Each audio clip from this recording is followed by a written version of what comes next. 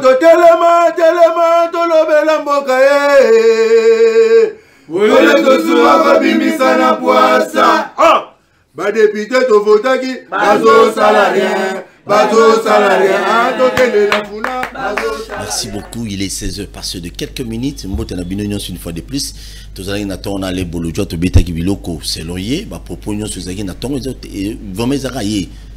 Mamunyo so bando loba. Ngana inonsa po on a man. Bolojo bien ya lian et lion.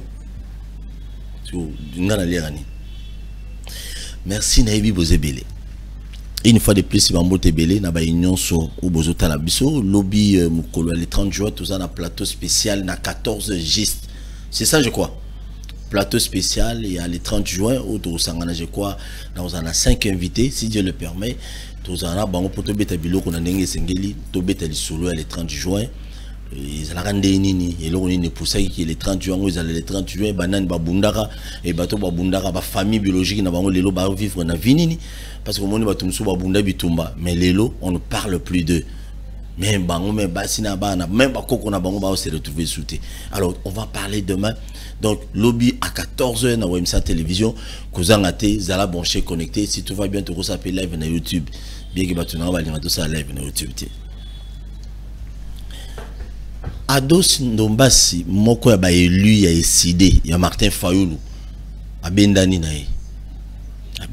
ECD donc ECD déjà moi mobulu bandi au mona ono epenge pe sous longo la muka o mama Chantal a longo pe ndeko Lexis a longo pe tout est possible ndeko tout le monde là déjà pour classe politique ça la boy Kabila banero déboucher batu boy qu'est-ce qui manque aujourd'hui déjà tout le monde a déjà la majorité parlementaire. Est-ce que l'église catholique est un trouble na bandeli? Est-ce que l'église catholique est un trouble na ba parti politique? Tout na politique à Congo. Côté sur ba beti boy, réplique. Tout ni angwana. Kadima. Président ya Seni mukolo ya lobby akokutana na Moïse Katumbi, Martin Fayulu, Délice Sanga. Na matata pono face à face a expliquer bango bon ba solo là ils allaient qui parmi maloba ya appel ya mona mboka Denis Kadima nga loba il a fait passer classe politique avant de kutana de même aussi a kutana pena Joseph Kabila mais Joseph Kabila rien na seni to munda okinikinga kati wana zaka mutuna so il faut kutana pena mko antombolo bon to ibite sur ba kutana to ndeni peut-être bon tinda Augustin Kabuya peut-être. Voilà ma camo toujours le balelo na les 30 Joseph Mokolo lobby. Nous avons invité mon après-midi à l'élo. Oh oui, l'après-midi à l'élo. Nous avons biso. L'excellent. Omega China. Monia. Ah vous serez retrouvé. Mutumso comment yambe mingi papa ya mama tobe tande biloko. Masolo za nango opposition moi systématique mais côté kuna boninde. Ça va. Bonio. Nzambe na lola zo tia biso asabisungulu. Merci beaucoup. Bisognaso. Omoni siko bino bo luka ba mo makamwa logique mais na minute na décider bulu eke koti hein. To ko panza ne bandi tikali yo kende tikali ti faulu ko tikali moko. Bon, na moni okumbinga moi rapide et c'est important pour ngande to vanda ba émission nyoso na bandango à peu près de la même manière, c'est-à-dire comme rien n'a changé na côté on a biso beto ko changer modèle au bandela naté. C'est-à-dire qu'on a biso idenko delkat ndulman muzikana azati lelo a Kangami na prison centrale ya Munzenze na Goma depuis le 17 décembre 2021 bakatela 10 ans de prison pona Nzembo kako ya yembaki na makambaloba na kata Nzembo as artiste engagé boyebi ke biso ba artiste engagé en tout cas na loyembo ba discours na biso ezaka mingi porté pour na changement et la changement politique et la changement social mais makambi fait bon wana po norme ezonga na kati. Alors il y a l'obéla qui makambi ba état de siège grosso modo ezaka loba ekende ko chilombo azukoka ko zongisa kimia na parti ya mboka anate mais les lois ils presque partout et puis makambo nyonso o alobaki na sur les loba to bazo vivre ngo et que bazo mona yango likoloka ya koloba mwandambo wana ninga lobelaki ya bakatela 10 ans mobimba na tribunal militaire et puis tisiko alanga Nzembo wana azalika na prison ya Munzenze na Goma tozalika ko senga ba libérer et puis toza ko senga bino bochela e mwamba makelele pour mokili momba e ba conditionnel. Voilà. Très bien. Alors, Ados Alongwe. Namono kumbinga noki ou bandika kayomoko non Ados Alongwe asaliboye. Bon. Au fond kolongo ya ndenge lobby communiquer à ndeko na biso Ados parce que pour moi na modèle to koito ya na décidé na modèle to ya to bani ko travailler na ndeko Martin nyonso na bani on a Ados, donc en fait je suis un peu mieux placé na logique ya ko yebana. C'est quand même un artiste à la base na makambo to kana tout ça là na auto sala kinande to menaki combat. En tout cas il a fait ça avec beaucoup de bravoure et puis tozo ki na mambu ezala ko kenango bien. Après, maintenant, il faut que ça batunion se pour battre à la calme. Mais il faut que un parti politique librement, c'est-à-dire que Baderaka librement, voilà, Baderaka librement, librement, c'est-à-dire Yomoko Koya Bolobi bon, Nengel Kambo Ezaliawa, au Tali Chart, au Tangi Makambo Yo Lingeli, Ataba Singyo Babikota, mais Yomoko il faut Tanga, au Tali, et puis se présenter sur les conditions où ils allaient permettre aux Anakati, Yomoko Mikotisi, et puis Balongwakape librement. Donc décision yande konabiso ndombasi ya kolongwa ils ont un commentaire ya osali langote comme tel na éviter ce de comprendre parce que c'est sa décision. Voilà, population zobanga na éviter ce population zo bozo comprendre ngai très bien et là que mutuko kota na parti politique na kolongwa ils ont décision na personnelle. Maintenant et lokotoko s'est posé et lokoto ki koloba ils allaient peut-être fond ya ndenge ya lobeli makamunaye ozomona fond na ndenge ya lobeli makamunaye et loko o sali jugement na o fondé jugement na e o alobi alongwe hein. En tout cas ndenge exposé makamunaye na telle conférence de presse on a nyon sauté, j'ai vu quelques extraits ndenge batonyo so ba diffuser na fond na e peut-être wana ndé toko se poser ba question ils allaient légitime et loko ali bosso le 7 juin oyo le 7 juin, comme le 29 l'autre, le 7 juin, coordonnateur, il y a la Mouka, c'est-à-dire que la Mouka est Salaki, point de presse, moi on a assuré, Bapandi Sangobino, Sobozala qui on a Kati, ndeko nabiso coordonnateur, nabiso en exercice, ndeko Kalele, à Tangaki, Makambo, biso to Yokanaki, na cadre ya la Mouka. Ce qui botangi document na ya 7 juin, beaucoup de monde a lobby clairement que biso to boyi, to boyaki, to contestaki, fichier électoral wana, c'est-à-dire liste ya électeurs place ba comme on a bisonyo c'est ali to le modèle ba saleli yango to ndimité ezali fichier moko ba fabriqué ezali corrompu to lingi yango te. Par conséquent la loi sur la répartition des sièges ou ezali ko découler pour fondement ya loi wana ezali fichier électoral. Ce qui to boy fichier électoral to ndima loi wana pété.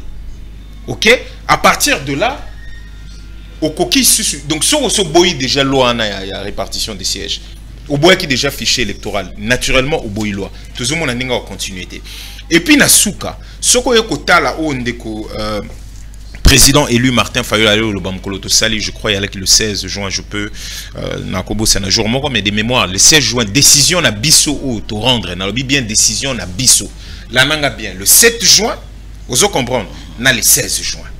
La nanga peut bien le 29 mai déjà 4 candidats ba publier qui communiqué le 29 mai na 4 ya communiqué ana basi baloba qui déjà m'a fichier électoral on a que to boyi yango modèle ba saleli yango et puis ba pesi recommandation à liboso il faut impérativement qu'on bande la fichier ana électoral pour les la fiable vous comprendre et ça le manaba condition à transparence il y a bien pour ton dit ma fichier ana le 7 juin la mokazu maloba a lobby makambebele mais na makambebele lobby to boy fichier électoral et puis to boy loi sur la répartition de sièges qui en découlent. Après il y a le 16 juin ndeko Martin ayoko lobasu supona biso Hollanda ndeko Martin ayoko lobasu supona biso clairement que to rendre décision la biso publique, c'est-à-dire que to tirer ba conséquence hein?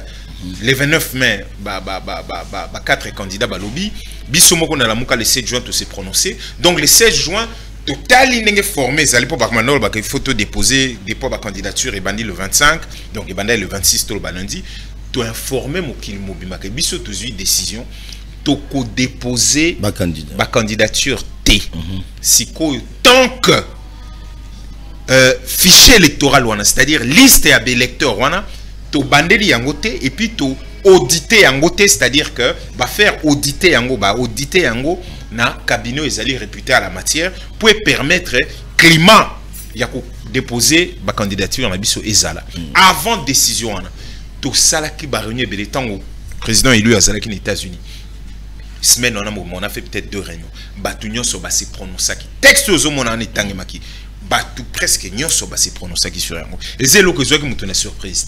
Effectivement, il y avait des gens qui étaient pour et les gens qui étaient contre. Mais contre en gros, et ça comme ndeni ni binomoko batalamuka bolobi les 7 que boboyi loi sur la répartition des sièges où il s'allait mis un fichier électoral. Mais bozo linga susu que par exemple ceux qui yo boy na cadre ba discussion na biso interne, non pas bien interne. Est-ce que aucun nous déposer sous candidature ndeni alors que yo boy qui déjà magambezo ça mi faut aux la moi logique muke. Na cadre logique on a des décision n'est bimozo sentir que c'est même une décision provisoire il y a mon de quados à reconnaître en gros parce que cette décision est soumise na condition ceux qui te bongisi fichier ceux qui te bandeli fichier électoral liste à électeurs et puis te faire auditer de manière transparente oso comprendre naturellement te déposer ma candidature na biso. Alors maintenant ceux qui za yango trobi bien ça provisoire mais ce qui est yango mutu ezali à la base il y a décision il y a des kondombasi on peut se poser des questions légitimes oso comprendre il y a cohérence il y a bitumo tozali ko bundela parce que toza ko bunda na ba conviction et puis tozali na ba valeur ozolanda likambo sokolobi a okoki ko yasu ko perturber population te fo bo bunda nan bon sikoyo ndenge to bandi masolo to yo solo la masolo na tout à l'heure ndenge to bandi skoma ndenge ndeko kadima andimi yemoka moni na suka to yo betango en long large que opposition ya loba kizana ba bureau na ekuna ya seni ninga banda ko chama kelelo ba représenter na bango bazalaka kuna nde bato bazalaka ko loba baloba na kuna lelo yemoka mon importance ya mona sala ki communiquer na yeke non alinga yo kabande comme susu wana entre autres na sur lelo bomoni atindi lettre mobimba o ba yemoka signé que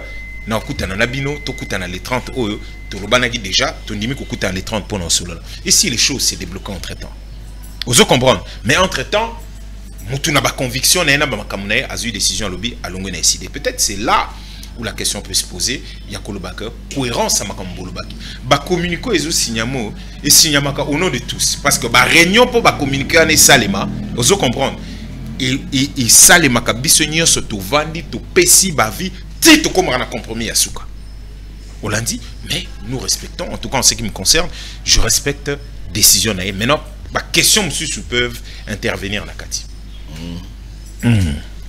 oui mais depuis Martin Fayulu à l'obaki qui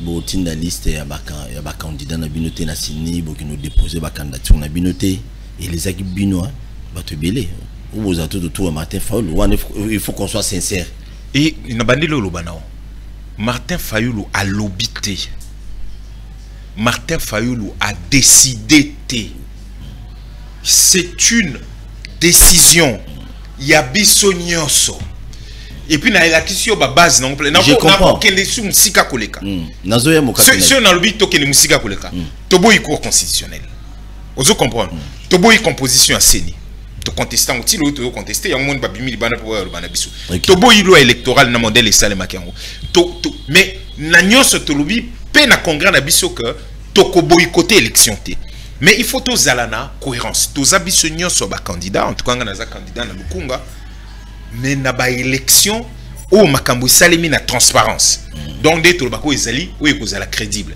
donc na linga ko longola l'esprit na oka eza décision ya Martin Fayulu donc et ba batota la biso ba longola pas meilleur to lobby tenga mituna na ngazi uta la population il y a pas de problème mais comme yo ozo représenter ba on a lobby ezali décision ya Martin Fayulu c'est notre décision donc ça ne peut pas me léser parce que ils a décision ou ils a bon sens au bisognon sur to lobby na kati to lobby to ça la boité est-ce que presse pengi si lelo aza toujours na confiance ya Martin Fayulu na bando ebisao ndenge to tambola ko na bandeli koloba dans tout ce que nous faisons nous venons librement et si nous voulons partir mutu moko te na ebiso de quoi si on a ça ici conférence de presse na est-ce que les presse pengi ceux qui ont lobby na place pour les locaux porte-parole non non ngala tout mituna mais na lobby boy et puis ba combat on a mutuna mutana ba conviction na ba valeur na to kutana ndeko kutana to lobby objectif commun na biso yango to bundela et puis ndeko ado sa bunde belé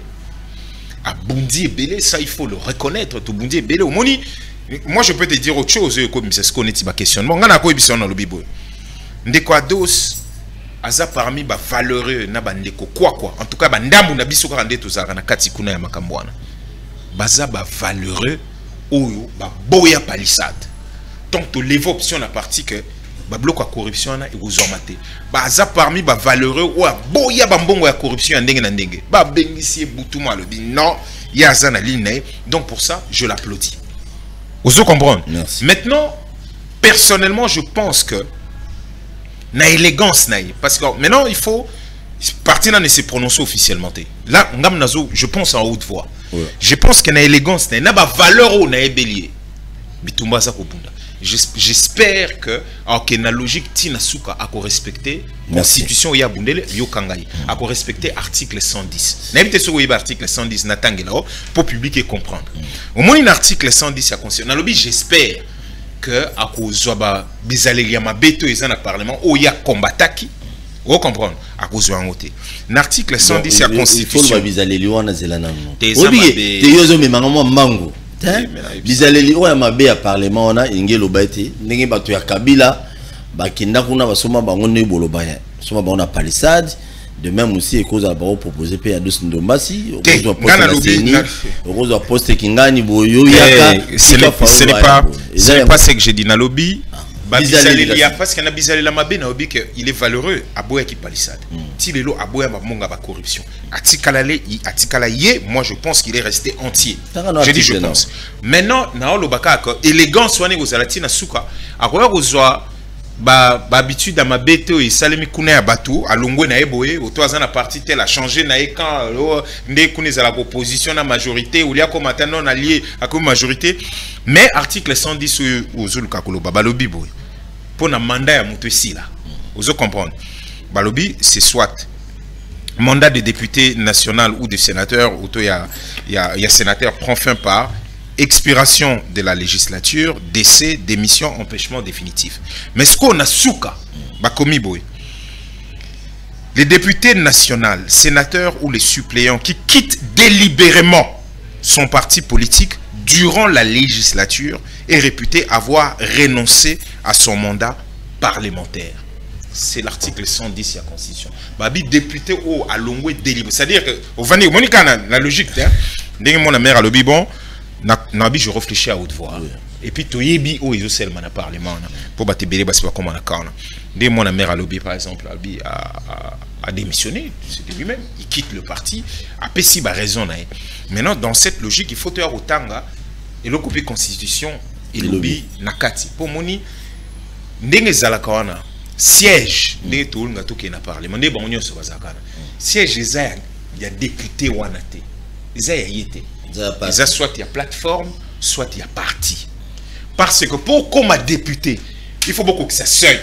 C'est quoi, vous avez un seuil à recevabilité, un seuil permet à Gabalo Bakabo commis, vous comprenez, Babana ko compter. Pour seuil, il faut que qui a battu nyonso, bavoya battu nyonso. Pour beaucoup que ça seuil, vous comprenez. Ah, ndeko Toussoua, azwaki par exemple 5000 voix. Ndeko Dende, azwaki 2000 voix. Ndeko Papis, azwaki 10 000 voix. Tout ça, tout ça. Bo sangisi yango nyonso. Et puis beaucoup si seuil, oh ba calculer ka, ils ont ba paramètres en calculant et comme il a moulay ko ibisabino. Ce que sur beaucoup si seuil wana, apprendre na kati ba yo tala na bino ne beaucoup kisi wana. Nana bimisa ki mutupu, azuno ba vo na bino tout pour nous compter. Nana zala donc au belé pour yomoko impossible impossible. En tout cas, ben indépendant des bazana, il faut la maman na makasi pour oleka. Vous comprenez parce qu'il faut voir ces blagues. Alors bah écoutez na katinde bah benda, vous comprenez bah bon na bango nyonso, il est peut-être boy. Donc il a dit que yomoko est impossible. Oyo ziwana isangane abatu nyonso. Ezaka mabendenge salema que bon bah tona siko nyonso ba memba ba voir bazo gagner nini siko. Yango ezalaka soko longwe na lingomba wana. Vous comprenez soko se retirer na lingomba wana, il faut naturellement ozongisa ou renoncer pe na mandat ou ezali émanation pe. Vous comprenez? Il y a Moutoki à bâton. Est-ce que vous êtes vraiment sûr que non, à deux Ndombas, Ah oui, il n'y a pas de renoncer à un mandat. Omoni ekobi maneti toujours personnalisé, mais d'un autre côté, naoto loueleo non. Ba valeur naïe. Naoto ebiso comment c'est un homme de conviction et de valeurs. Comment c'est quelqu'un qui m'a aussi d'une certaine manière impressionné parce que ce que je vivre na batu place mbongo zo tambole belé bon. Omoni pena 4 pena palissade ya sika yango. Vous comprendre? Mon vandi calme bien au trahir idéologie na biso. Merci beaucoup. Et puis au tikali. Donc c'est dans ce cadre né na zoloba. Pour te ebi bizalele koma kuna. Mutako longone na parti, mutako lo baba beate, cour constitutionnel et c'est lo babo. Ah bah si bien interprétable, ah jurisprudence, ah boy. J'espère que ce aux moto bundela kaba conviction.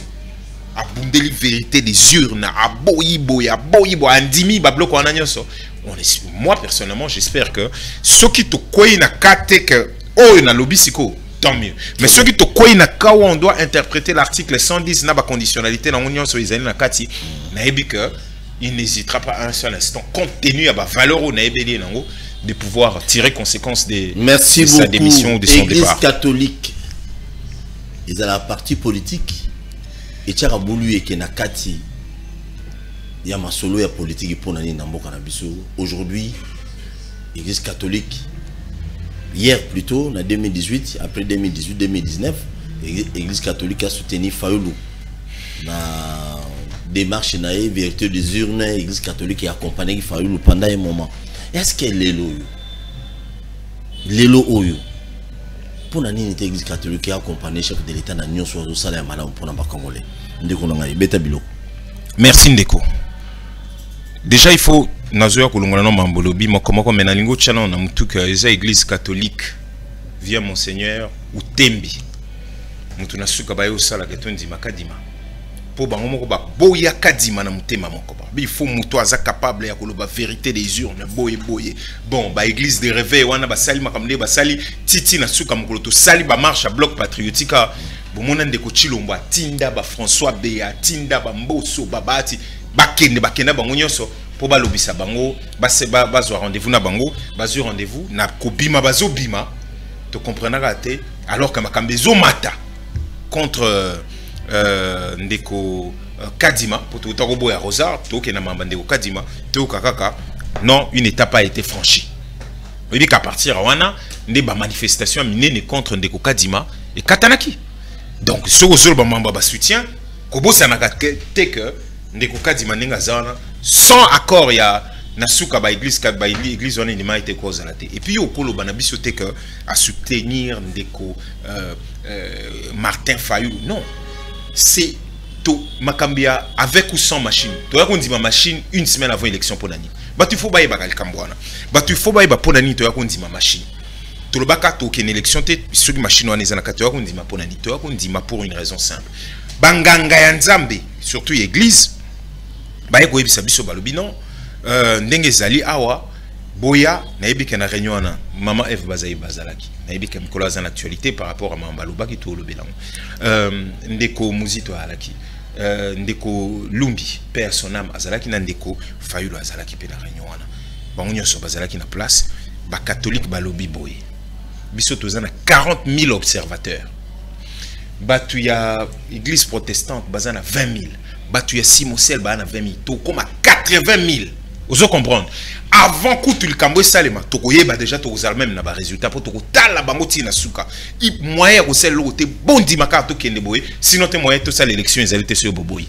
Olandi ndeko nanga aye ko loba na suka que na machine oyo et comme kaka imprimante to longole lo kelinga que ça la transmission ba donner moyen imprimer sur ba papier ezalité to za une semaine en tout cas ba ndeko nanga ya lamuka bondi makaka boya na élection na pesibino parole nangai que ba machine à voter ou eko transmettre sur ba donner te ko compter kaka ba bulletin ou eko kota na urne yango ne to ko compter pour muta gagner olandi ba catholique na o esuka na beteli bino ndeto yeko ndima alors ndeto ça l'élection donc c'était normal que dès le moment où bazalaki na résultat batika na position na bango po ba monaki yango na mission na bango olandi ndeko shole nyonso azung seli ndeko Fachi, modèle Oyo Bango Bazalaki na papa Etienne Tshisekedi de heureuse mémoire. Donc ezali quand même ingratitude et puis moko ndeko Chilombo Banoko lo ba chaque jour sur tourner bon pour gagner l'élection bozeli ba preuve ya ko gagner l'élection puis en tout cas il y a 2011 abandon lo ba église catholique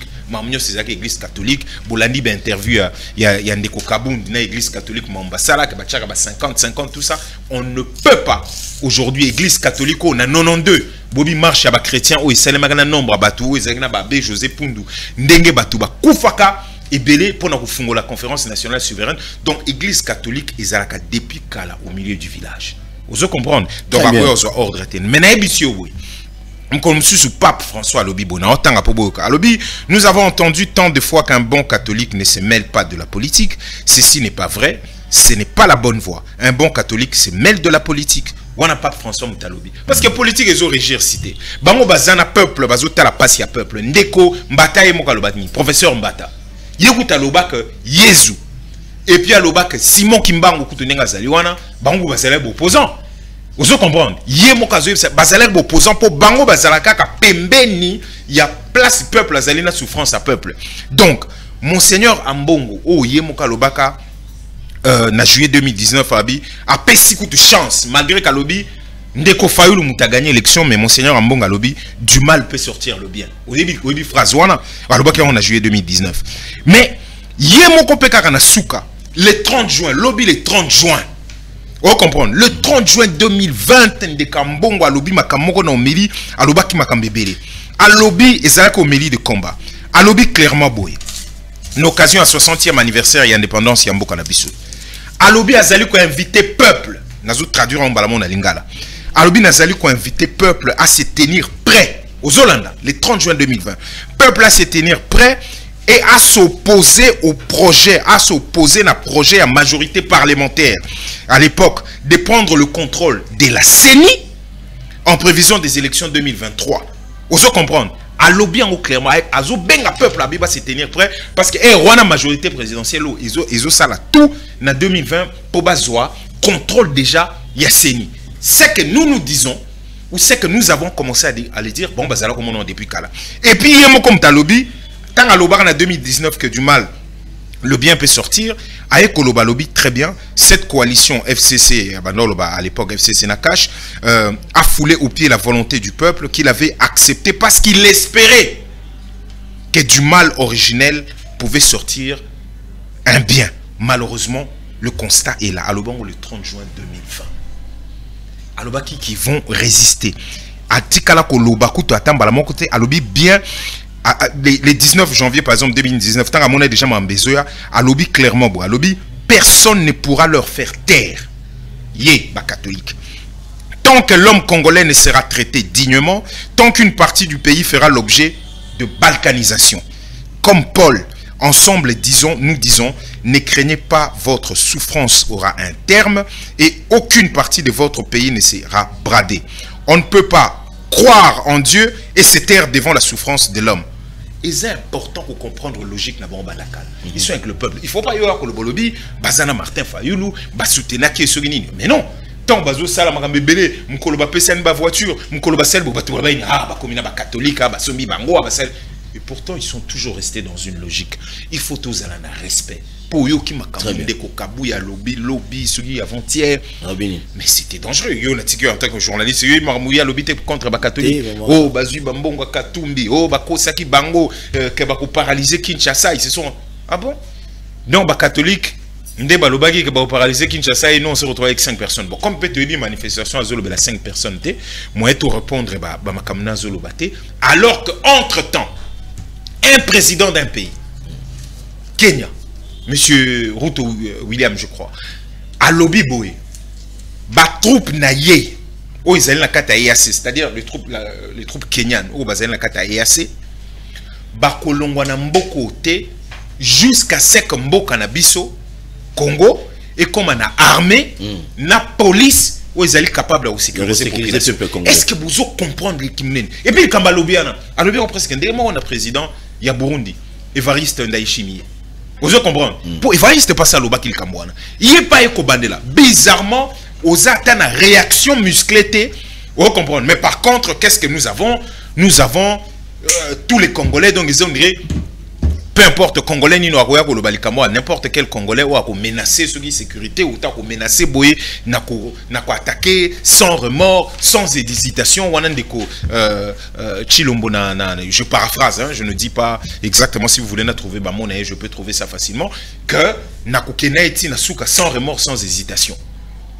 Alors que tout ce qu'on attend, vous comprenez, ezali que tant président Mopaya a lobby likamba boye pour afingi d'abord pour naye eza outrage te nenga lobby bozana armée à malongate bozana police à malongate sinon ba komi capable ya sécuriser binoté et ça ka fingi commandant suprême armée afingi armée na biso afingi ba institution où ezali ko sale maker sécurité intégrité territoriale ezala la sécurité à Baimbo ezala peut-être afingi peut-être c'est un constat mais ça méritait quand même que les gens puissent répondre.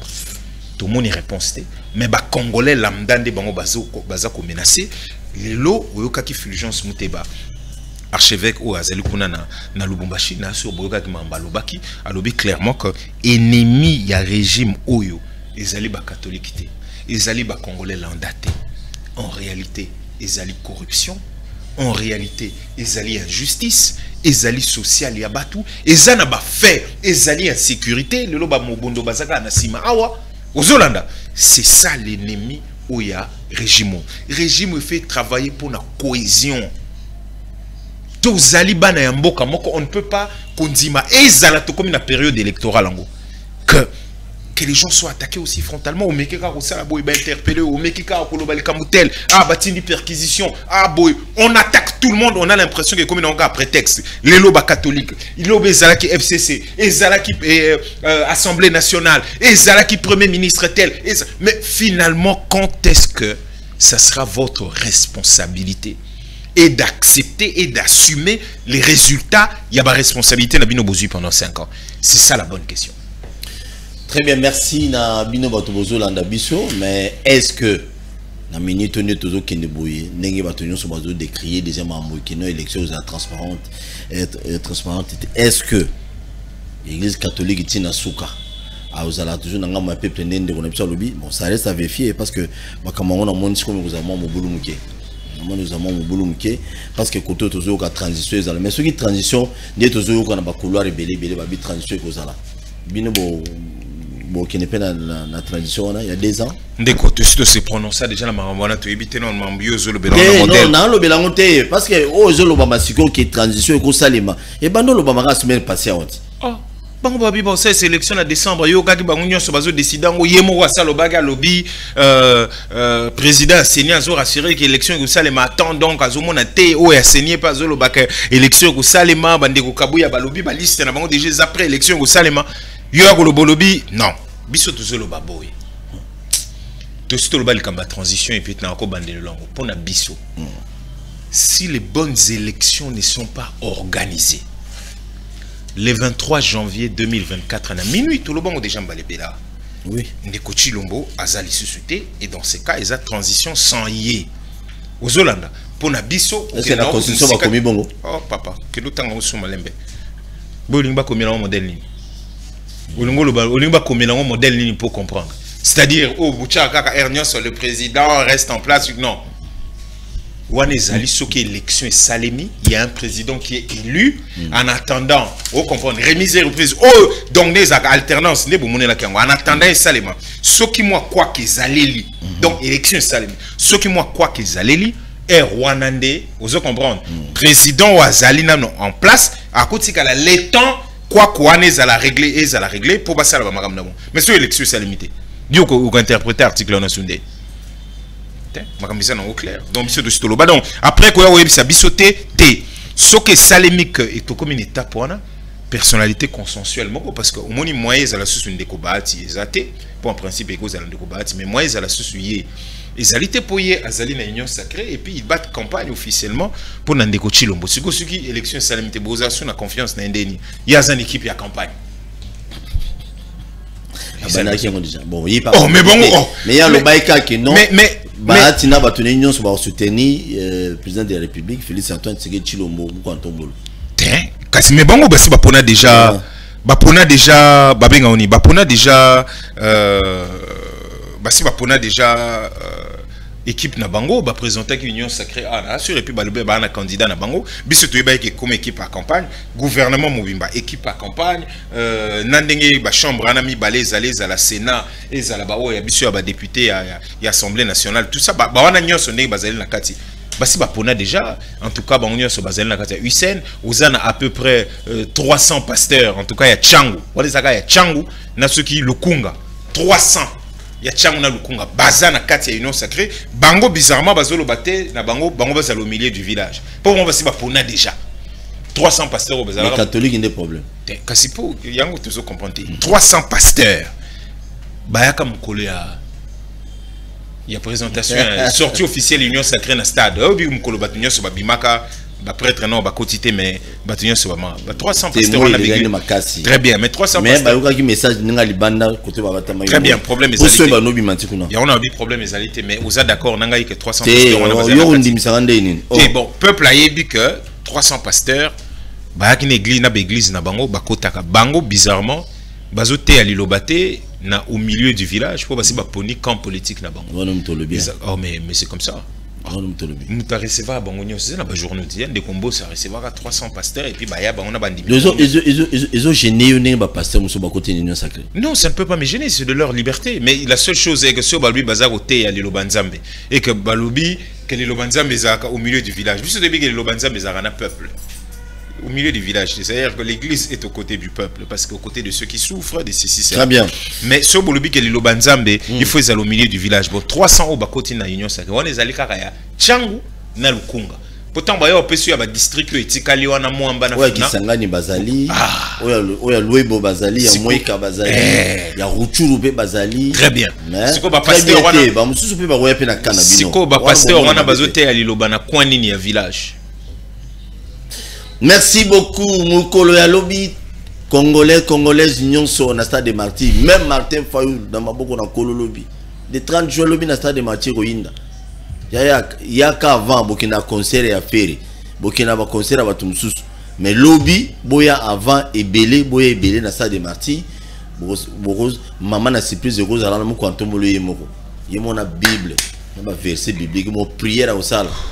Et puis lobi toto zelape ndenge to yokaki na ngana yoka na ngaka semblerait caméra loba ki dollar lobi ko comme na $1 na 1000 francs ndenge na yokaki ça reste à vérifier ils allaient solo to lukuta dans lobby le 30 juin 63 ans après lobby stade de Martyrs yo posala pour maman nzambe kuna là ce n'est pas la politique stade de Martyrs lobby c'est on a organisé le 30 juin bito ki stade de Martyrs to sambela to tika Congo na biso na maboko na kolo yo lobanga langue yaka lobby.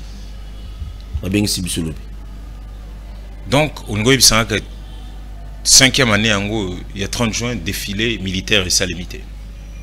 Pour moi, la prière pour la nation, ça n'a pas empêché que le territoire en a ses hommes. Vous savez, Dieu résiste aux orgueils. Il faut que vous ayez tous sambela na bolobi tous tika nation. Après il y a les outils. C'est-à-dire nzamba lobi tu aimes l'amour du prochain, so vous gérer. Tout celui qui détourne à Kangami, vous comprenez? Redistribution, il y a moins d'ambo mboka izanango. Ezo salema na ba niveau nyonso. Sécurité ya mboka izana maboko na bino.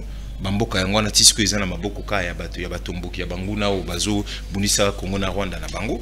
Ozolanda ça santé, kolia, économie de manière générale, nyonso wana tout ce qui besoin ko sala yango, ezako kende malamu et surtout justice. Azan indépendance nae azo juger mutu nyonso elongo banina mibeko ozala nani ozala ndeko Chilombo après ozala ndeko Papis ozala pousse-pousser ozala ministre soko sali mbeba o détourner o yibi o botoli mutu lupango o nyonso wana soki bazio juge a s'ambitionner indépendance en fonction de la loi ceux qui bakangi il faut que c'est l'état bloco nae bakangi bloco tout ça wana nde en fait ils allaient kukumisa kolo kusambela yangwana wana ndi nzamba zali kubenia bino mais ceux qui yo ye bolobi toye kusambela boche makelele titi na suka bobimi ba péché nyonso o ya gestion o il a que olingi ndeko nao ozu hôpital ozu nzelo efeme mabiloko otali ba prix ya biloko otali ba salaire batu bazali komi pesa yo kendo lobo ko sambela yo golongwa pio ko sambela ba karo yo ko mona wana o to ko ta lola ka boité donc yo ko kende c'est-à-dire que ko sambeliza na problème te ozo sambela na banani est-ce que pape mobimba papa yaki awa tala mesi ya munene ezalaki kuna na ndolo tolobaki que en tout cas ne papa keiboy na ko sambela na ba amen na be sakola mawa batu basali na ba ko tubela batu musu batubelaki soki papa kei mboka o ezu direction musu te c'est que Satan décide le but aussi non nzamba tikele non moi temps régler non ba problème bandele le kono kasi c'est que Satan décide te bandela lobi papa ye sakola mawa salemi ko tubele salemi au nom du Père, du Fils et du Saint-Esprit salemi siko le changer te donc soki mboka échanger te soki ba détournement et kangamite ata mutu no ya IGF ache makelele titi soki karabake kara la lingeti na pese mbote na pese mbote merci on attend na lobaki na pese gentil mbote ya sali musala babimisi batwana na poisa bake na justice lobi babimi mbongo ezongi l'État a récupéré de reconnaître quand même de ça musala je comprends vas-y continue siko soki papa kei bisaleliwane continuer bateau ba mela bateau ba continuer mela ba frappeur ba continuer frapper ba détourneur ba continuer ba o ba kanisi que justice c'est na poche na bango bazo botola ba mapango na nzela tozo subir kaka ba pilon lilon donc soka zoya bino tubo cha ba voiture na mopanzi insécurité zali ba o il faut pas garantir biso sécurité on a bazo beta ba masolo ba makambe donc soki ba makambo wana nyoso échanger te soki redistribution à moins ndambo ya ba musolo o izomona na mboka batu bazo continuer kaka na pasi ya boy ba déplacer batu bazo continuer kaka ko bomama tous les jours comment ne la maya ba pays mususu alobi ngai ba troupe nanga ba kotika la wana tibo kokoma na ba soda na ba police o baza capable ya ko garantir bino sécurité soki ba humiliation wana nyonso échanger te et l'axique mais Satan a émis nzambe calmement zela non na RDC na régler non moi ba makam te mais prière wana lobby ezana fait mususu et benga Satan okende Satan ko kimambango côté la para bien bana ba ensemble ba ko la pati ngami tozonga sur Congo te mais ça bopé c'est salema ka mezaka parce que te mbalo ezana te na lobby kaka tout on a pu salema ki ezaka ki simba ki te bango so salaki bato UDPS mais ça pour la nation seulement te nga tangi parti politique te mena prière à lobby yaka comme ça besoin bima député ya na stade de Martin lobby donc ça la prière wana ngolu seni ya munene comme la bakale nyonso te na prière otopona okuta na bato nyonso ba bakole élection c'est-à-dire non nga bi monter non constitutionnel na moni ministre la finance omega betaka biloko na plateau nga bon ça c'est incroyable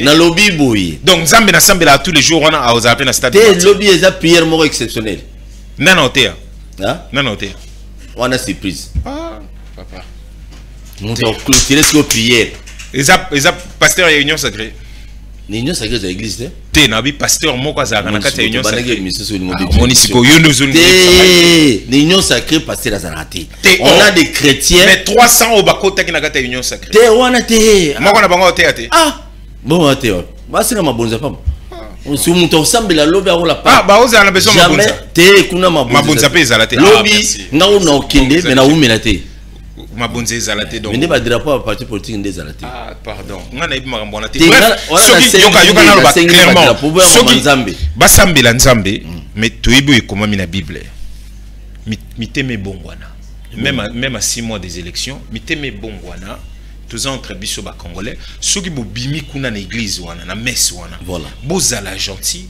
bosengi ba congolais pardon bolobi par exemple on a mal géré à partir il y a l'élo ndenge tozala à topé sali mbote entre biso toza capable que topé sali mbote aya na stade de Martyr faulu to en fait ba congolais biso ba frère en Christ yango tant ozolo ba faulu est-ce que faulu a saboya kopesa mutu mbote na mboka wa babi bakuta na église ba pesa bato kutu bazana biso Congo bamsu bazolo ba boko zala na bango te nini te est-ce que faulu a saboya pesa mutu c'est un grand chrétien c'est lui qui a dit je pardonne na makambeleki une élection na limbisi ndeko Félix na limbisi bine ba balobara olimbisi biso de 5 millions bino pardon bolimbisi non c'est un chrétien boye bien boye mutema na très bien donc tozo zelaté ce gimbo te soni ce qui est intéressant est que so ba osambela pona mboka bopesa mapinga makoki babunda bolongola EAC pour réarmer moralement mapinga formalité babi ba kolongwa te mboka ngo tata président Kenya lobaka kolongwa te mboka na bino président ya Burundi alobaka kolongola ba troupe na yete bref pourquoi on tout ça ceux qui bobimi pour ceux qui bobimi l'église ceux bobimi l'église ceux bobimi l'église et puis par exemple ndeko Kabuya yo bandela sur phrase na que ba critiquer ndeko Fachite pour na gestion na ya mabe mais parce qu'aza muluba omonika partir wana lobby to bima senga o kende donc prier lobby sauf lobby minzo to asika purifier tozali union se changer dollar eko comme appel na tozali kaka vraiment et subiso na mutema que 5 ans alors qu'on a dit le FARDC monter en puissance pour tout tinde la taba mboka mususu message que ce nom moni bango opération tene belé bazo kufa na opération ezo selma mais ceux qui n'ont pas reconquérir mboka te bango yeyo bazali présent tolunga to obete la taba FARDC na biso maboko na cadre député et na cadre ya défilé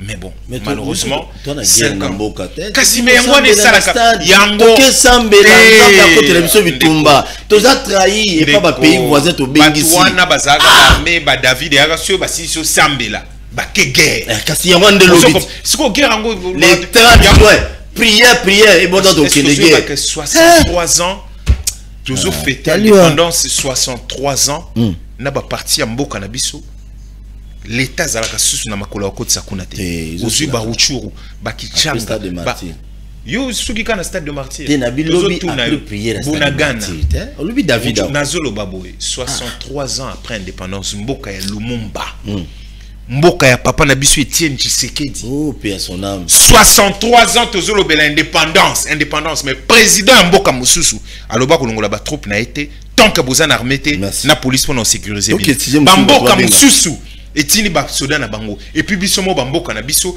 oya bisomo ko partir mboka ba soda ba mboka nyonso ezali en tout cas au bayaka na cadre EAC Rwanda azali kuna na kati Burundi et puis bisomo ko tozalité et puis tozo sale l'indépendance est-ce que vous comprendre dans quoi nous sommes merci zelana 63 ans après na muke na monta ngo chimisa pi bon 2 ans moto ide pescale na comprendre sungai na mutema je me ide pesba tout ba uta kuna donc bokene ka osambela ça la paix appelle même à des bobimi tout la muka ba ya prière na prière bobongo la pemitema tout linga mboka na biso tout linga notre biso l'amour boling du prochain l'amour de la patrie et ça la kateke au mon appel nos salaire il y a $100,000 $200,000 d'être au garant de konembalemba zoloba pour ceux qui vice-président et assemblée nationale ceux qui peut président $21,000 pour certains.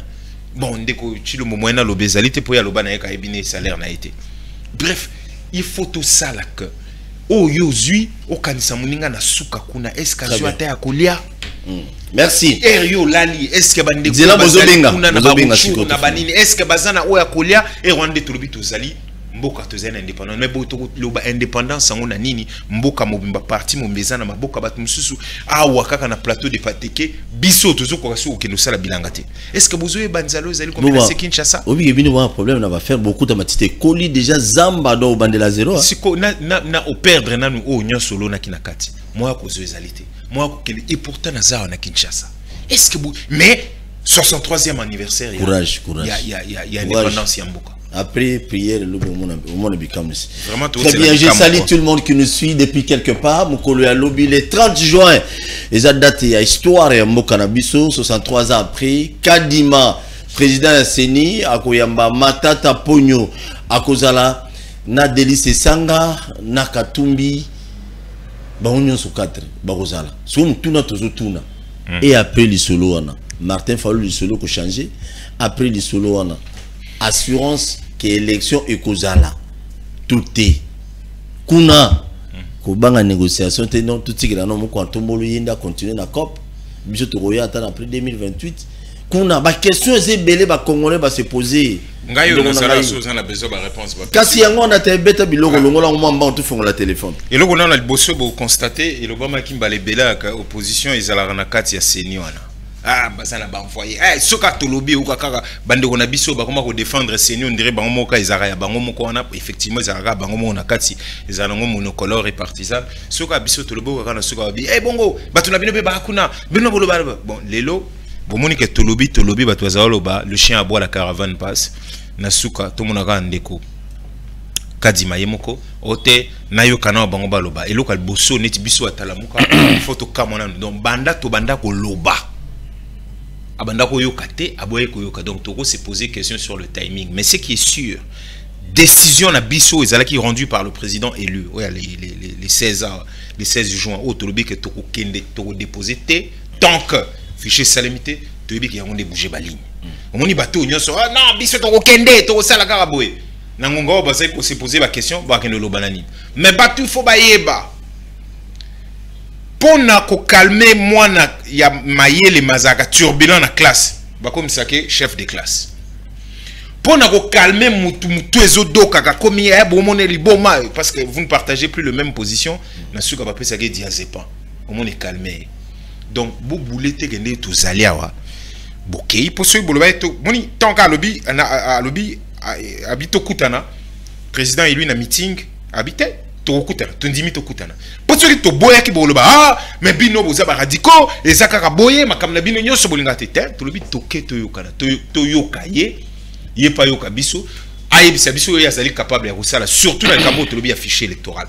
donc tozo la sabino que toza ba candidat à élection et puis to lingi élection salema et puis na délai tu me peux ça qui a respect à calendrier yango to lobby to vendredi bon a commis lettre nae to kokutana na senité to kokutana libanda ya seni et puis to solo là et puis ko solo la wana eza makambute po bino obanga ka dialogue ne po biso de sitoloba banda to zalaka na Braine Lalleud na Belgique tant to sali document à sortie de crise to yo bimsango na mois de mai 2019 to loba banda kala qu'il faut to solo là peut-être batunde babanga akumba biso toloba que crise ezali bon babanga crise ezate bon notika document na bino na parlement tout ça na suka baye na parlement et communauté parlement crise ezali FCC caché koufi là et pourtant tout le monde a comme en avant donc biso toloba ka banane bandel que biso ba partie prenante to kutana pour signer azam kolo élection té vous comprendre signer azali institution d'appui à la démocratie ou à ça la cœur et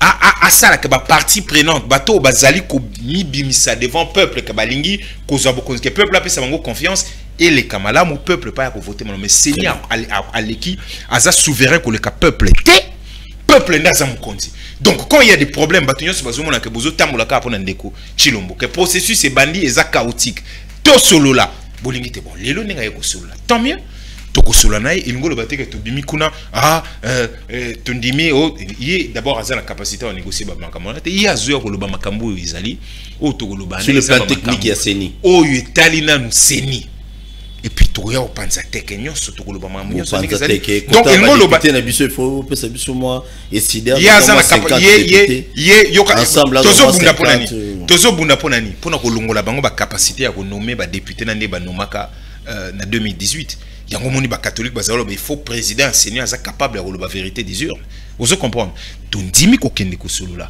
to ko solo là boze la vendredi oyo d'ailleurs vendredi au président élu azo sala annonce état ya azo brosser état de la nation azo sala ndenga mesena ko loba chaque 30 juin il va brosser état de la nation mboke zana niveau nini siko lobby vendredi comme adresse na comme président élu nenga salango depuis 5 ans donc ce tout sur solo la naï tokoya ko yebisa bino soki ezali ba blague soki ezali mamba solo soki ezali sérieux pour biso toza ba candidat et puis toza prêt pour une élection soki ezali sérieux makambo tout ça merci beaucoup tikara nini wana to fongoli téléphone so bengi kitsa volume à télé obi 16h bobenga mingi okiti volume à télé na yo otuni mutuna no calmement lobi biso no sur la stade des martyrs yo okende toté mais faut ya poza ma nzambe o 10000 fois vous arrêtez lobi allô bonjour allô bonsoir bengi oui moi comment va Jimmy na bana komina Timbaseki Jimmy tozoka alingalo bakopona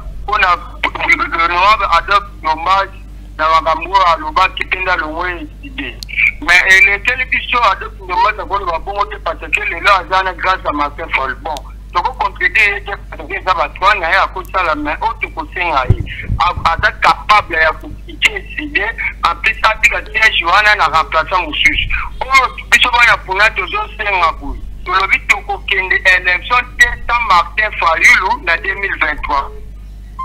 Merci. Yo moko lobi wana tchang na kimanteki na suko lobi wana funa o bang identité bon lobi identité no bien soza muta Fayulu peuple azolo bayo mandi suko boy ah no boy ate il y a peu identité mi balé adresse mi balé. Allô bonjour. Allô bonjour. Allô. Oui papa bengi biso api komonani. Bengi bino et pour la commune de Longa. Tozo ka papa. Alobi boye pona DJ Ngoso. Ndenge lobi okonja mboka bengi si ba population bakende kobondela na stade. Na kosenga na ba congolais atake ndeko na bango. Aba okene stade kanisa ram kanisa insécurité. Makambo wana ni balé et ça ça yo comprendre que dans un moment te okende ko fêter to okende ko sala mabondeli pays na biso eza en guerre. Eza moment de ba 30 jours boye gouvernement to ba konja place ba kamni ba koyi ko sala pour la sécuriser ba congolais mais si quand ndende ko kende ba prière ba bandito ba rebelle M23 ba sambelaka pour ba kende ko récupérer ba territoire ba za besoin c'est besoin gouvernement sengeli ko sala ba technique ni na ko zo pour na kubundisa ba ennemi mais c'est quoi kenda ka ba prière okendaka ko distraire population na biloko ezanga tina donc to kanisa makambo wana soki yo bapesa ki yo bamboko mpona okende te bana na ndako na yo kanisa makambo nyonso régime ya mabe ezali kosala so merci beaucoup frère yo le bosambelaka lobi emambo ya bible bapesa moto 10 000 francs te bapesa moto 5 000 francs te drapeau kuto ata appartement te kozala kuna drapeau te kozala nango ezaka RDC tokoki kotia RDC na maboko ya nzambe yo bato bakende te eske eza normal solution tolukela yango partout omoni kola koluka kimia na toki kota na yase poto bime comme complication c'est pas ça là bon boya allo ngamo na ozana poste allo bonjour obengi biso api komonani bato eside bazala ba intimidation obengi na wapi komonani s'il vous plaît ngaso ifale na bengani jeno na parti na jeno c'est orgueilleux. Ndeko, allô? Allô?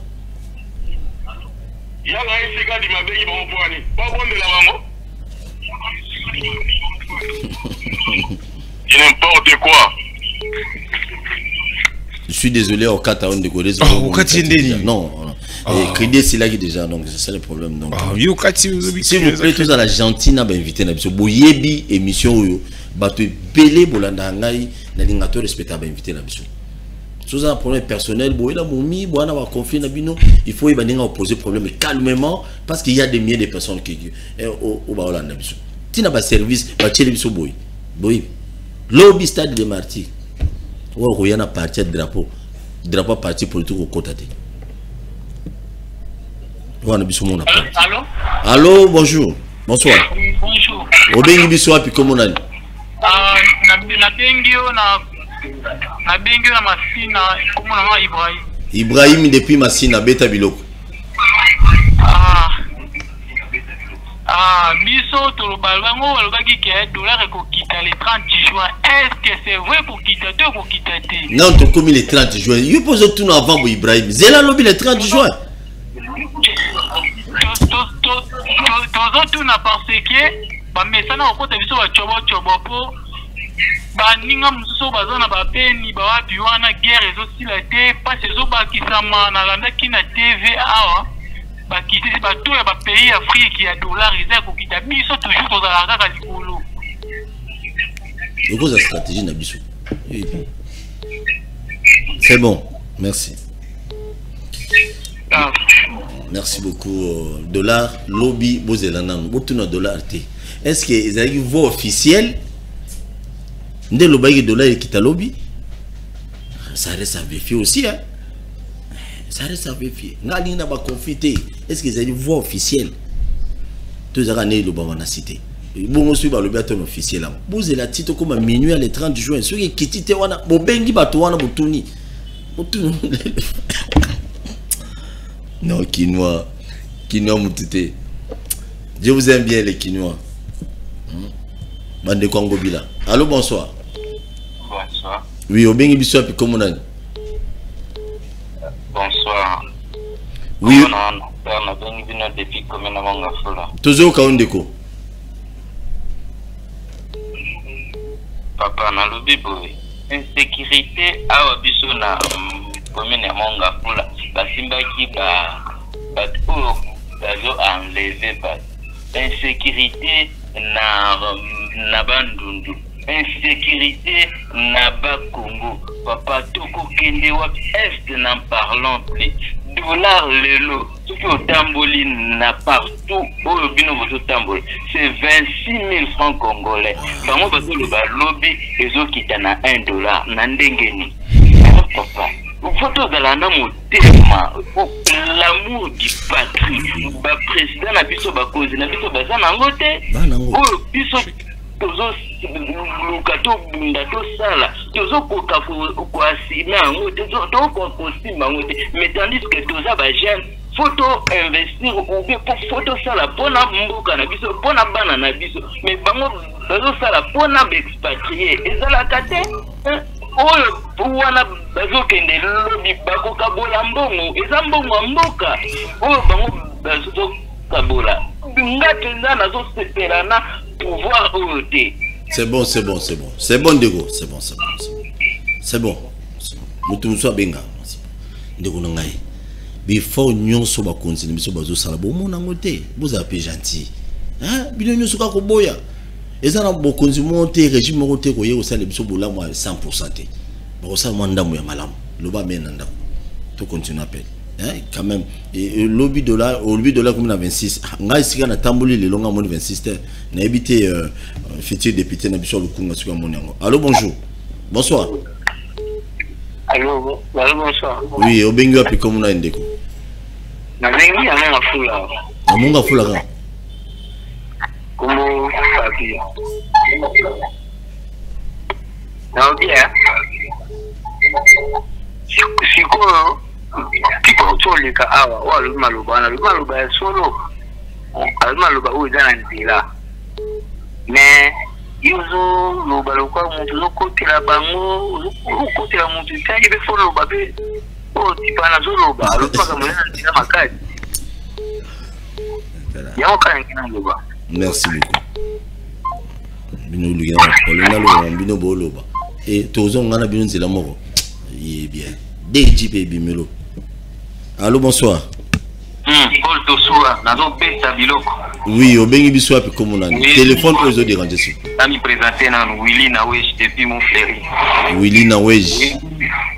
Beta biloko. Aïe Sayo Paul Tosua, la pesina nous Lexis légal beauté.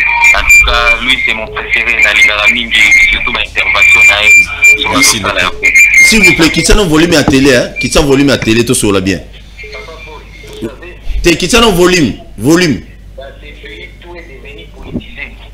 Parce que, la quitté parce que les gens ont comprendre stade des martyrs. Batu bakenda ki kosala union na bango sacré to mona ki bafuta ki batu mongo na ba pasteur bazwa ki bango. Mais on obité awa ba pasteur ba tiko kene na IGF ba ki osala sunini. Donc ba pasteur ba ko kokota partout. Ça y est. Nous sommes pour Namboka. Si tu sommes là pour Namboka, déjà plusieurs fois Tolemba. Tout ça sont des aventures. Même dollar ou un indemnité shit libre, on sait au salaire manamagini. Attends, il y a besoin de Sambongo à 145 territoires. Besoin de Sambongo à projet à 100 jours. Et ça est pratiquement impossible. Dans le cas de collectif légal, soit au salaire, soit à la marque, on sur le roi Bakanangawana, on sur les cannabis. Kobanga prison te, vous êtes là pour le peuple. Vous pouvez message. En tout cas, merci beaucoup. En tout cas, il y a ram, poisson en Namibie. Coquilles. Ah, yo zo le bele boyo mo mutu zo pe fa lo bat. Ah. Yo zo le mo. Attends. Yo zo le mo nyoso. Ah, na okata na ngape. Bon, tu vas combien? Tu as combien de minutes? Ah, ok, ça va. Baby, tout 20 à peine. Ah, ok, c'est bon. Baby, 15. Allô, bonsoir. Ah. Oui, au Bengi Bissou, comment on a? Allô, bonsoir, Ndeko Paul. Bonsoir, au Bengi Bissou, comment on a? Toms. Oui, Toms. naina loba boye mpona ndenge bozobenga bato bakende kosambela lobi finalement mboka yango tokosambela mbala boni mokonzi ya mboka kala mita tokosala priere na martyr oyo tomonaka mokonzi ya mboka so asambela kutu ndeko paul vraiment mbongo na biso ya rami bakozongisa yango mbula nini kosambo wana nzambe akoloka yango te parce que population tozosouffrir de kojon bato nyonso babesaka bamaloba mabe ata bosambe ndenge nini makambo ekochange te peuple azosouffrir boye kona bobongisa social ya population insécurité epai este kuna mboka yango wana bandekenda babunagana banini nyonso tokabela banguna ya mboka na biso koma kogere yango toyeba kutu te suite nango eza ndenge nini balobaki ao lo ya programmation militaire balongoli biso embargo bidio soki 1 milliard batie mpo na armée me toyena mposa ta lobi le 30 juin tomona ta mapinga na biso ezotambola tomona bibundu na sikoyo basombi oyo toyona mposa yango toyona mposa bazosambola bango wana te finalement comme église boye toza kaka pays soki bango ningana bakokola bakogere biso te badémissionne ndeko pa yo moto kokumisaka bango mokwatombolo osanga na biso epanatale adémissionne na ye akoka makambo te. Merci. Tika mpe moninga mosusu aloba mama mosusu mokwatombolo euta na idps so singa na lobi mokwatombolo lisumu nange eza api foza muto décidé foza. Allô, bonsoir. Oui, obengi wapi comme nani papa? Oui, les solo bolobi aram bato union sacrée ba yebisa plusieurs fois que nous union sacrée kota na gratuité et enseignement. Mutu nangai mbongo ya aram et kota na gratuité ils ont pas na biso mo population. Allô, bonsoir. Allô? Oui, obengi wapi comme nani? Naï, papa Gilbert. Oui, papa Gilbert. Depuis papa Gilbert depuis Kingasani. Oyebi ne bobenga na émission bo kitsa volume à télé. Kitsa volume to beta bilo calmement papa Gilbert. OK, na papa. Beta bilo. Papa, na tunike biso ba congolais to wuta wapi? Parce que bolamu nyonso bakosala bantu bazo ignorer pona ni papa na to kabande. Dans le territoire, tout le monde est au salé. Ma cambo est au salé. Mais comment bande quoi? Mais ma opposant na biso ba yebi bitumba. Ils ont recruté ba mumbondo to moda. Na matete ba fupa kota mumbondo. Comment ba kotika le mututa asala? Comment peut déranger ka mutu sima koloba ma to uta wapi nganga bazwana ba congolais to uta wapi? Beta biloko mumbondo. Bisa koloba na oya sana mabe bazoro bakaka mabe oya sana malamu basala te nani territoire non c'est tonga mate même maona Kinshasa c'est sana mate kaka kolia kaka na sali boye pe ba opposant nyonso bazokanga ba généraux na ministre ba koteli bitumba nyonso mombondo nzambe nanga mona nzambe nanga zone sanité ce qui outil très bien. Allô, bonsoir. Obengi biso api comme nani papa? Na benga Pacha Ngalemba kombo Marcel. Na lobi boy. En tout cas, opposant contre fait déjà 3 cycles électoraux sans succès. To sengi raconte na bama lobi en tout cas, bas pesa ba préalable na bango ka ou venir marcher te trop kende ba élection ko tabate. To kende déjà mutoyo a rubimasi ayebani déjà. Lobi binza ba tcha binza cahier d'échange na bango na table. Pas à penser donc et ça donc une sous l'élection à Bontapa. Voilà, merci. Merci beaucoup. Très bien. Merci. Merci beaucoup. OK, il y a le bureau de l'élection. Binora stade de matin. Vous dites stade abat. Bato ba OK lobi ba kinandenge na bango. So ndo linga kende stade kende na ndenge na yo kuboya no te kuna mama nzambe. Bo prière sali malobi kuna. Na ni sali mate. Ozo ngabona ba solution. Allô, bonsoir. Oui, bonsoir. Obengi biso api comme nani papa? Obengi bino depuis Mbinza. Depuis Mbinza, comment nani? Combo Joe. Papa Joe, volume à télé, quitte ça volume à télé pour tout sur la bien, s'il vous plaît.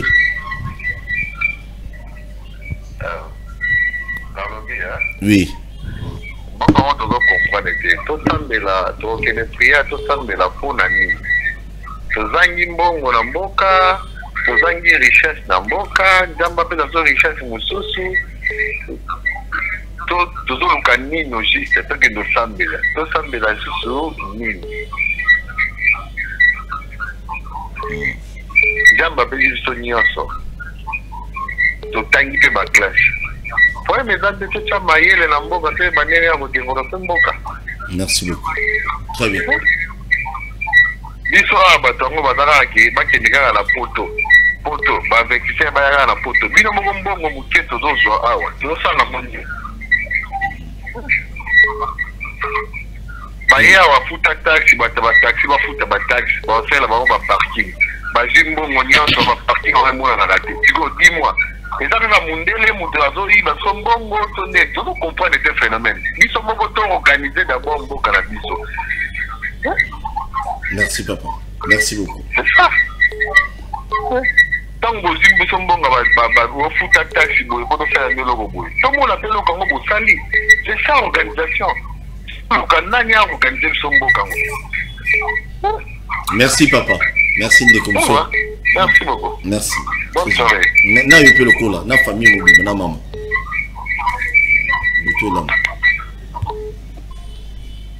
Merci beaucoup. M'appelle ici parce que il y a un programme après Bissot, tous en émission sur les après en déco rapidement. Tout qui moi réaction non mon combien belé comme le bagage Non, non. C'était pas des questions, hein. Donc on a colobaté qu'il y a eu des questions, on a vu comment ma réaction et puis bon, on a remercié même Ndeko Aloubi qui me trouve orgueilleux, qui me trouve est-ce que Ndeko Kadima Bengue est-ce que ça pour nous de la biso est-ce que non Ndeko, c'est-à-dire que ils ont une orgueil, ils ont moi sens il y a que je bien, mais spécialement pour Nayo. Non, spécialement pour Nayo. Peu importe le qualificatif, il faut que orgueil. C'est-à-dire que ça fait un moment, toujours le bakamara maison qui est mabé. Et bizarrement, tout d'un coup, ah bon, ok, ça va, tout mes canaux à 6 mois. N'a su que ça parce qu'un déco Paul, peut-être, à Zalagi gentil, a posé question, bah, journaliste, seigneur, ça va poser à rater. Il y a, ah, bon, si vous êtes le bito, bandela makamboana, mais ça là, que glissement, ça là, ça là, que élection, ça là, tenté. Or que ton, tu bandolo, bamaramboana. Banda 2019, 2020, 21, 22, l'autre comme na 23, Batouazou Zaraka na terre ressoulaté. Donc ceux qui battu baé pour bassoler les hommes en orgueillité. Yé azanzambete et puis à l'équipe ba congolais nyo surtouté musala na yé en principe ezali ya ko aider ba congolais na institution ya zaleli basala mapona mi malamu pour ba dirigeant malamu ba bima o réellement yo voté abima na urne peu importe atatuza couleur politique moroté. Donc mais à cause ça les maté que akoki ko yokate otozali koloba auto akoki non c'est dans son rôle ya koluka confiance ezala kimezala mutu nyonso amona ndenge tozali ko kende boy tozali ko kende bien arbitre akoki ko zalate ya kantel juge de touche abo zalate ya kantel terrain tozo sel la balango ikoki ko zalate ya kantel. Voilà ce qui est dans sa démarche. Donc si on a lobiango ngolo baté puis na kamwe ngonga bani koyo ke la biso ke alinga yo kabiso ceux qui n'a relevé yango ce n'est pas un signe d'orgueil mais après moi je vous laisse vos mots, ce sont vos mots et puis l'objectif ici n'est pas oui je comprends ce qu'il est en train de dire mais ndeko au-delà ngai banzembo za déjà belé na terrain ndeko na zo sabino idenko delcat wana soko ki mambazo yemba yemana banzembo na bino bozali quand même bapanzi sango boluka quand même banzembo idenko bochela batu bayoka de ko bakanga yebo bakanga chene nzemu na yata yo moko siko yuzo bangela nini yuzo mbate ye bakangi na po yembi siko ngana ko beta ngo bakanga peshene o mondizo ba conséquences ah donc yo moko yebe que soko beta ngo bakangi yo mais siko état des droits bino bozele les c'est condamné kangi 10 ans de prison par rapport à Maruya Lobaki ngana zo nzemu na ochango siko makamunyo sotozo le bela peuple o katele makona likamune et siko ceux qui peuple ayoki penze mangote siko izalandeni but il faut ba yoka po ba juger sur izalo kuta mambazo na lobi boy ndeko no alobi na yemba na pesi merci mais moka lobi ni bo banga te. Cela veut dire que même dans son esprit azoyebaka ceux qui bateau ba lobi ba vérité na bango na kata banzembo comme baza balanga nzembo il faut wa bakanga bon mais ceux qui na yo presse Moutozali 5e pouvoir Mobimba. Ozobango lobité, si on a tenu tout ça la liberté on to bundela ondeni. Ndeko yebi batu boni bakufi pona to koma ata l'étape ya kosala be mission boyende tozali kosala. Et puis bino bana ko se limiter na ba makambo. Muto yebi nzembo yo il faut l'accent non peuple obi muto bakanga ki elkola nzembo yo boyoka yango boloba. Maintenant est-ce que ba pesi 10 ans na ba o bazoyi baba millions ba o bazali ko détourner ba o bazali ko boma ba kombote ondeko mbosa lobaki que quitter les groupes armés tebi place aux mais donc ba ebi tango yoki sur ministre intérieur à lobby makamba babondo kuna il y a des politiciens ici ceux qui à Kinshasa qui tirent l'officiel c'est batouana ba yebani pourquoi on ne les arrête pas pour nous katamam bino aussi lobby que ba politiciens mo bazo tirer ba ficelle mais il faut les arrêter illico presto mais oui comme ça bu chabango na maboko ya justice aloba pourquoi bazali ko tirer ba ficelle wana kuna na kati po batu bazali ko kufebeli c'est de ça que l'on parle donc ce que si on muta yembi yango na nzembo awemba on na nzembo polani parce que zali un article il y a constitution je crois que ça doit être 84 comme excuse ceux na bungi o epesi chef d'état azali nani azali chef suprême ya armée à président ka conseil ya makambu ya te conseil de ministre te c'est-à-dire mamba bitumba conseil national ya défense yem tazali kolo ya makambu wana nyoso na article musuba pesi ba prérogative ndenge en tant que mokonzi ya mboka azali garant il y a bien sûr mamba institution il y a protection c'est-à-dire il y a territoire, il y a intégrité territoriale na biso. Ozali kolanda, ye mutu donc aza garant ya ba makambo na nyoso. Maintenant quand mutu na kati ya nzembo a rappeler yango ke ndenge ni mbamboko eke yo mutu ozali yo na musala na yo po batu faut ba comprendre ka yango très bien. Mokonzi aza mokonzi de part kazali na pouvoir. Mazali mutu azali ko sala pona biso. Azali donc ils ont donc il y a un moment to futa kambo to futa kaimbonge belé to protéger ka pour azali mwana ya musana biso c'est-à-dire que azali ko sala pona ensengo na biso pona bonheur na biso pona sécurité ndeko autour mama ba sécurité na monga fula mais mon frère ezala ba enlèvement ezala ko côté la bateau makambo e komi ya ba voiture ya kan enlever ka bateau makambo ya baboué wa kan enlever bateau tout ça. Mais il y a des mécanismes. Mais quoi, lever, bah, toi, ne commis pas sérieux, bah, bina, bah, oui, ouais. Yozo, on est commis sérieux, siko. On vous dit que le problème, et c'est banda déjà, batouba lela, batouba koufa, et tozali ko senga kama pinga na biso, peu importe ce qu'on dit. Tozali ko yebi sa police a redoublé ardeur, parce que peuple azali ko souffrir, zala na monga fula, et zala awa, babenga uni, na, plateau de Bateke. Et zala awa na commune à Kinshasa on a mais mon frère mais place ni yo ko l'opposition na sécurité na mboko. Yangwana peut-être ça s'explique chaque mkonza komota molana policier na akomota molana ba soda na esko ce qui peuple à lobby yé pas zo chaque policier za na sima na et vous allez ndengeni. Donc vraiment tout ça la nyonso na kimia nazali ko implorer nazali ko yebisa bino bana mboka faisons en sorte que mapona mieux ezonga na ba correctif ezala apporter ezonga na ndenge ya malamu to kende oya ko gagner à gagner pour permettre bana mboka ba Moïse a gagné à gagner na lobby très bien ce qui moko tombolo tout ça là mais kasi sûr mutaza sûr ka ko gagner akolinga que processus ezala transparent et ça les mamalamu de façon que soka gagner tembe ezala te. C'est de ça qu'il s'agit.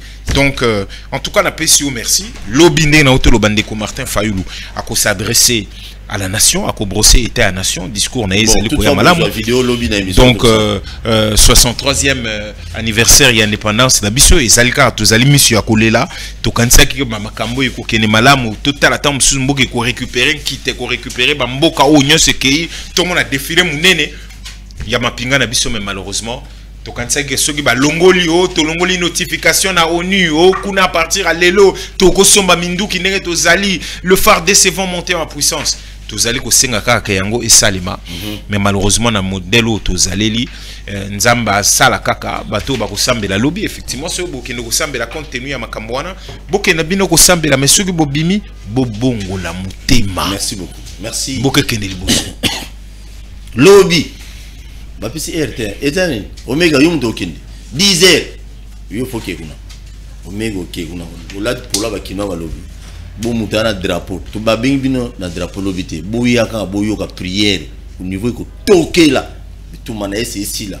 ba Rwanda ba okim mais le 14 juillet n'est pas oublié pour na batunion so les et que allez vendredi hein pour na bandiko nyonso le 14 juillet 2023 à partir à 20h les maman na veillé mo bangi koko tata na veillé au Salema, la stade de Marty, grâce à Moussa Nzambe, Kabundu Alessa, ministre de l'Intérieur, gouvernement céleste, Kabundu Alessa, donc, Beta Biloko dans les scènes, awa politique, awa union sur Bogoya, Mais à un drapeau politique, tu as la pour ça dans monter pour ngapé na ke veiller donc venez nombreux et alors on a bien trop les gars jouer avec eux dans réalité.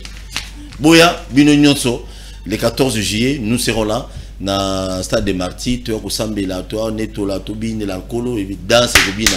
Oui danse que bonne sabina. Mais lobby 10h tout le monde au stade de Martyrs, même bah tu as décidé, bah tu as parti politique nyonso, bah tu as Kabila, bah tout le monde là-bas pour voir congolais. Vous priez beaucoup. Tant aux obima boy. Et monsieur Sil, comment ça nous s'abonner à la chaîne YouTube. Merci beaucoup Nico Alex. Merci. Pour que prochainement, si Dieu le permet. Ouais. Oui, on débriefé le speech discours sur l'état de la nation de Martin Fayoulou après le 30. Non, c'est qu'il dans la bande de quoi les 30. Et puis tout au coup juste après. Oui, oui. Non, on peut faire même le. Non, le problème est ça, oui, les samedis, les samedis. Il faut toi informer au président élu, na bande comme suba au sololana, na ndeko kadima ba. Non, ça le plateau spécial, tout ça le plateau spécial ndeko moi ensemble, ndeko Alex Azali, pour toi mais qui un peu comme na batum sous. LGDP va avoir communicateur